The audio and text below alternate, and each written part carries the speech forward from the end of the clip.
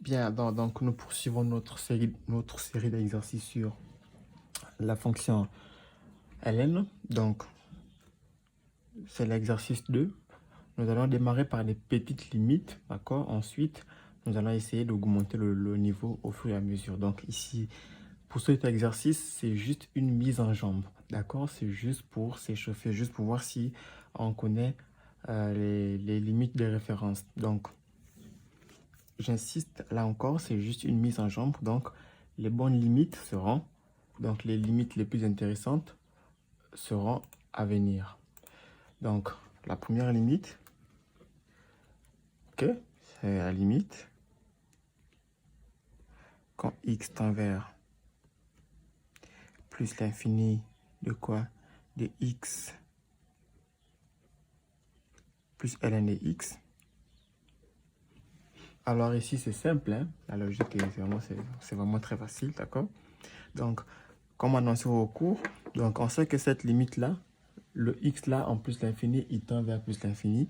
Et donc, ln de tout ceci, ln de x va tendre vers plus l'infini. Donc ça va tendre vers plus l'infini. X aussi, lui, x aussi tend vers plus l'infini. Finalement, notre limite, on aura plus l'infini, c'est bien plus l'infini. Ensuite, la deuxième limite, c'est la limite quand x tend vers plus l'infini, x moins ln de x. Alors là encore, on va essayer de travailler ça directement. Donc, qu'est-ce qu'on remarque? On remarque que tout ceci, d'accord, tout ceci va tendre vers plus l'infini, comme ici. Mais à cause du moins, ça va tendre vers moins l'infini.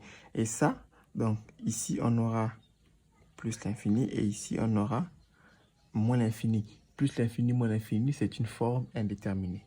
Donc ici, l'idée ici, c'est de voir comment est-ce qu'on peut modifier l'écriture. Alors, on va factoriser par x, tout simplement.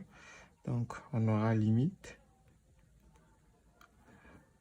quand x tend vers plus l'infini, x facteur de 1 moins ln de x sur x. Et regardez la limite. Regardez ça, d'accord? Ça tend vers 0 en plus l'infini. C'est ici. Ça tend vers 0 en plus l'infini. Donc, finalement, tout ceci, ça va tendre vers... Tout ceci tend vers 0. Donc, ça tend vers 1.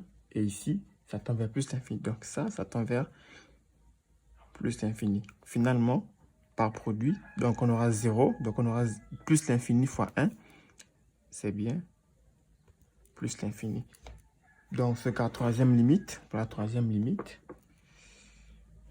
3, c'est la limite 1 plus ln carré de x sur x plus 1 quand x tend vers plus l'infini. Bien, donc ici, on va d'abord essayer d'aller directement. Lorsque vous avez une limite, le premier réflexe, c'est d'essayer de calculer directement. On regarde, qu'est-ce qu'on a? Ici, ça déjà, ça va tendre vers... Ça va tendre vers plus l'infini. Donc, le numérateur va tendre vers plus l'infini. D'accord? Ça tend vers plus l'infini. Le numérateur tend vers plus l'infini. Le dénominateur aussi tend vers plus l'infini. Du coup, on aura une forme indéterminée. Donc, on aura une forme indéterminée du type infini sur infini. Alors ici, l'idée c'est laquelle? Donc, on aura limite quand x tend vers plus l'infini. Donc ici, l'idée c'est de factoriser par x, d'accord? Donc on aura x facteur de 1, d'accord? Donc je vais diviser tout par x, d'accord?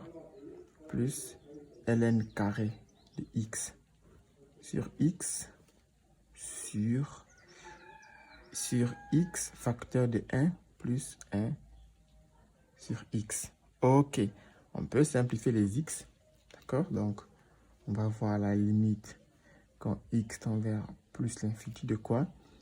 De 1 sur x plus ln carré de x sur